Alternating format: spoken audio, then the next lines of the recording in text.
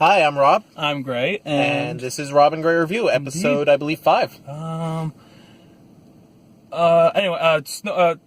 Blanking, sorry, movie we just saw was awesome. Technically 5, because Snowman didn't happen. We did Happy Death Day, quote-unquote Snowman, which I don't even consider a movie, Thor Ragnarok, Justice League, and Murder on the Orient, so this is 6. This is technically 6. Technically 5, technically 6.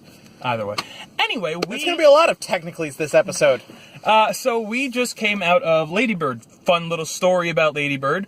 And when hearing this, we went into this movie as unbiased as possible. We tried to, at the very least. We knew nothing about this movie. I honestly saw the title, and this is going to teach me for the rest of my life to never judge a book by its cover.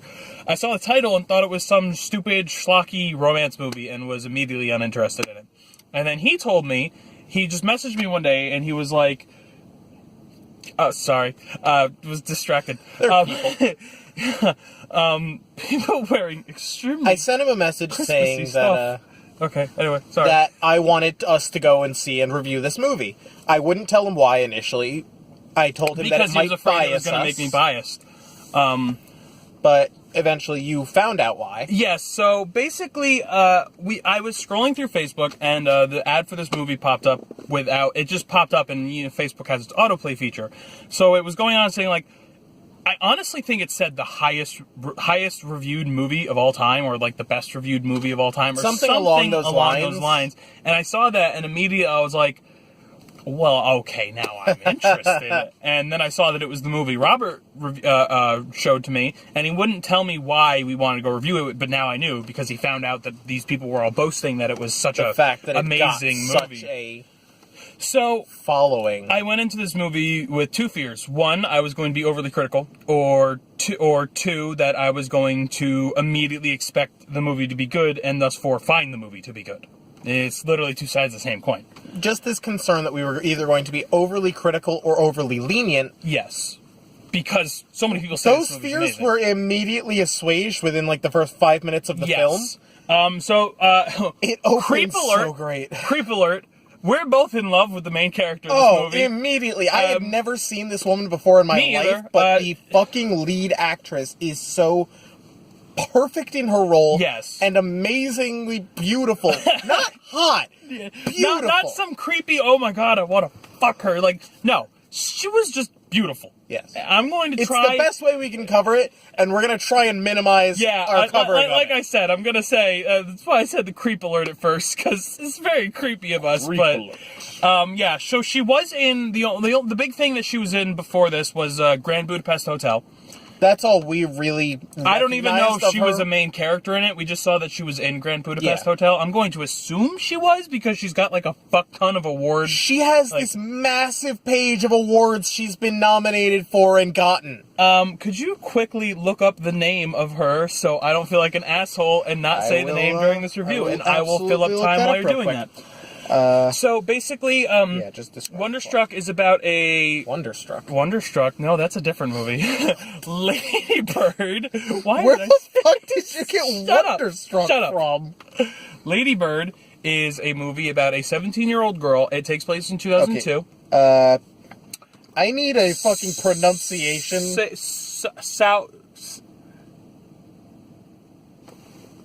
We're trying to listen to the pronunciation. That's just my ringtone. I apologize, everybody. This is totally unprofessional. You have to press down. No. You gotta just click on options. Okay, so her name is Saoirse Ronan. Sauron is Saoirse? That's what it kind of yeah. Okay, yeah. Saoirse Ronan. Saoirse Ronan. God, we're so fucking unprofessional. That should back to the normal. You didn't see anything. So her name is Saoirse Ronan, and so she's 17 in this movie. She lives in Sacramento, and the best way I can give you a synopsis for this movie is that it is this character who she calls herself Ladybird, hence the title of the film. It's self-given name. It's just her life. That's a year in her life. That's all I can say, is that it's just her life. I really can't say anything more than that. Are those people waving to us? I can't tell. Me either. I don't want to I don't focus on that. It's just her life. There's nothing...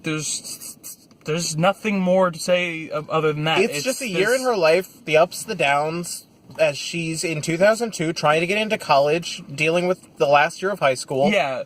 Basically, if I was to give one rough main plot line of the story, it's about this girl who lives in Sacramento but wants to go to college in New York. She wants to get out. Yes, it's a very rough plot line. It's done, it's been done, but it's so well done and so charming in this movie that it works very nicely.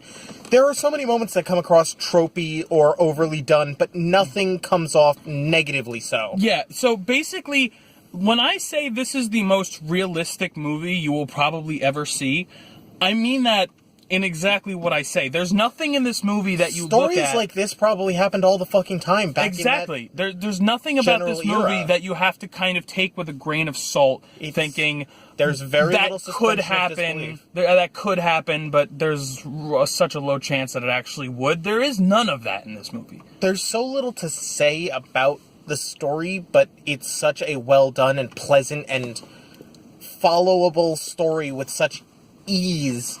It's just, there are parts where you feel sad. Pleasant. There's parts where you can't help but just have a big fucking smile on your face, and it's just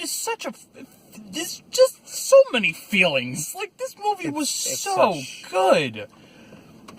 I really didn't expect to like it that much. I'm not that big into the realistic drama type, but the drama wasn't so present. Yeah. The comedy wasn't so present either. This was just a year in this girl's life. Yeah, and you just follow it, and it's just... And you become attached to her mother, her father. Family. It's just... I cannot think, aside from the... It does a very, very nice job of ingraining you in and just letting you feel it. Aside from the characters that are very obvious, you're not supposed to like these characters, there's no unlikable characters in this movie. And even the characters that you're not supposed to like are well done and pleasant enough. Like, there's one character that, when Robert and I first saw him, we made jokes because... We made fun of his looks the entire time he was around. Because we're awful, but it's mainly because his eyebrow or his forehead literally goes above his eyes. I feel awful making jokes about someone's physical appearance, but literally all I could think of when I saw this man was that he's a Cro-Magnon. It's worth mentioning, but even someone that we made fun of for a bit, we were attached to. Yeah, absolutely, and he was a good part in the movie, a good I guess arc in the movie. Yes. And it was just... He was kind of her first act. Yeah. It was just so...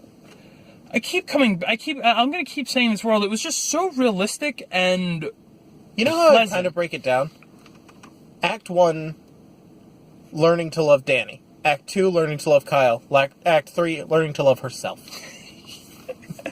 Cheesy, but not inaccurate. And you might be looking at that as, oh, well, he just spoiled something by saying the acts.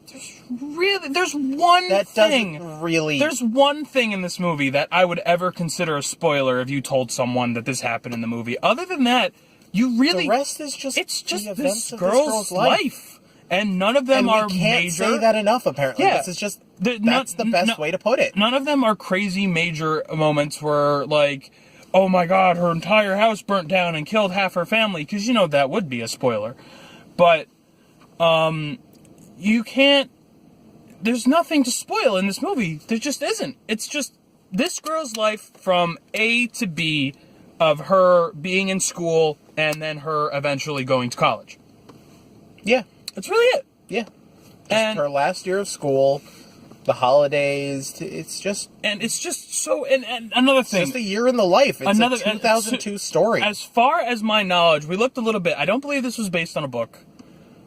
I forgot to actually look. I think I was so focused on... how many nominations and shit she had? I was blown away. I forgot to actually look. But it doesn't seem like it was based on any book. So we're not taking away a point for adaptation, which brings us into... The story gets a 10. The story absolutely gets a 10. The story gets a 10. And it's so weird to say that because it is and isn't a story. Like, it is a story in the sense where, of course, it's a story. It's a movie. The movie has a story. You're following this girl. But at the same time, it's not a story because You could just take a camera, go back in time, and find a girl who's living in 2002 in Sacramento, and probably find this movie. You could make if you time traveled back in time, 2002, with a camera, you could make this movie. So, in that sense, it's both has a story, a really good story, and doesn't have a story at the same time. So I completely agree. The story absolutely gets a 10. Yeah. The experience, a 10 for me as well. It gets a 10. And it's just beautifully stylized. Oh, yeah, let me tell you right now. 2002. This movie was obviously not made in 2002, but very much looks like it was. It looks I say that in a great way. It's not in any way a negative. It's just it makes it all the more engaging as a 2002 story. Exactly. But not only that, the movie... The visuals, the music, the movie makes you feel depressed. It makes you feel happy. It makes you want to smile. There's characters... It plays you like a freaking fiddle. It absolutely does. There's characters you see in this movie, and then they'll go through something, and you'll just be like, I want to do nothing but to hug this character. Because this character is so sweet and loving, and I just love everything about this character. And... let me tell you, the experience is just... It was a wonderful experience. Easily top 5 movie-going experiences I've ever dealt with. And then... helped by the fact that we were 2 of 4 people in that theater. But then this brings us to the ending, which is so... divisive. It's so weird. I've never felt this way with a movie before. In the same way that this plot is a plot and not a plot, this ending is an ending and not an ending. So, we're not going to spoil... A life doesn't have just an ending moment without it being a death. Exactly. And the movie just ends. The ending is just nothing, which, when it first happened, Robert was pissed. Understandably so. I might have exclaimed loudly in the theater, no! But the more we thought about it, the more we realized... there isn't really a better way this could have ended. So the movie ends on, it sucks that it feels like a nothing, but it's... there's no other possible way you can end a movie that's literally just a year out of this girl's life. Which puts us in the awkward position... of not being able to rate this ending we can't a 5. give it a 5, but it feels like an injustice giving it a 4. So, for probably the only time this will ever happen, we are giving the ending, we both agreed, a 4.5, making this movie a goddamn near masterpiece of a movie. We were actually just joking in our Murder on the Orient Express about how that we would never get a movie that would hit the 25 mark. And while technically we were haven't, not expecting to get another movie so soon. Yeah, and that would score so highly. And while we didn't hit that 25 mark, we came goddamn near close. Probably the closest we will until, I don't know. I don't know if another movie is going to beat this. Unless somehow Infinity War is everything everyone wants it to be. If Infinity War is everything everyone wants it to be. Is literal perfection. Though, to be honest, it's the only movie I can think of that could probably get to that part. Because, you think about not important. But yeah, it's so hard to take that 0.5 away. We don't want to get copyright strike. It's so hard to take that... terrible singing, we're not. It's so hard to take that 0.5 away, but at the same time, it's such an odd position to be in. It is such a nothing ending, but it's the only way the movie could have ended. This is the only way the movie could have ended and still been good. Because... if it ended on everything being happy and okay and amazing, it wouldn't have felt right. It wouldn't have felt right. But if it ended a horribly dark note, it would have just felt like... it would have felt a bit of a robbing moment. Exactly. Just robbed of the potential of this film, and it's an awkward moment, but it gets a 4.5. It doesn't quite fit. So, I would like to say, absolutely go see this movie whenever you can. But if all the other critics in the world didn't already convince you, this deserves watching. But I will say, if you're one of those diehard people who only loves action movies or only love comedies, you probably won't enjoy this. I mean, Robert's one of those people. He's not one of those people who only likes actions or comedies, but he doesn't like slice of life real movies. I don't like based on a true story that much. I don't really care for reality. If I'm watching a movie, I typically want an escape. Yeah. But this movie... It was just so pleasant. It was. It was an escape from reality to a past that is all too familiar despite being so drastically different. And it's just... It kind of, like... It reminds you of nostalgia. Yeah, granted, I mean, we were both fucking babies in 2002. Not actually babies. We were both 8. It's just familiar enough to us at 23 that it's hard to describe, but that's a weird point. That so the main character of this movie, she's also 23. We looked it up before. She was 8 in 2002. Yet she played like it's kind of a weird thought that she played a like I don't know. That's stupid to think about, but it's just something that randomly crossed my mind. But yeah, this review's probably gone on a little bit too long because we're hitting our stride. Our next review will most likely be Roman J. Israel. Yep. If Hopefully, every time we've tried to see that movie, something has gone wrong. The world doesn't want us to see it. If not, what are you trying to hide? If not, you will find a review of Coco up next. So it's either going to be Roman or it's going to be Coco. On a very slight chance, it might be The Disaster Artist if we ever find out when that's coming out. Well, apparently it was today, but no one's showing it. Supposedly it was today, but...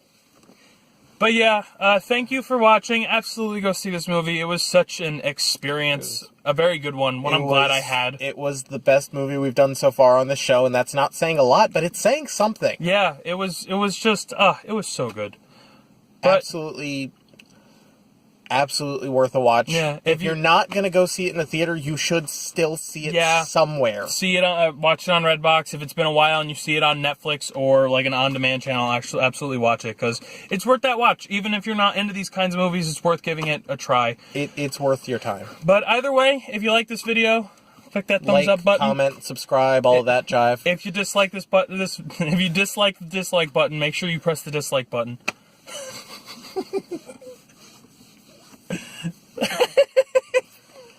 Drop a comment. Tell us if you love us. Tell us if you hate us. It'd be weird if you said that you loved us. We haven't known each other very long. You're going a little too fast. I've got Romeo syndrome. I'm fine. All right. So, see you next time, wonderful watchers.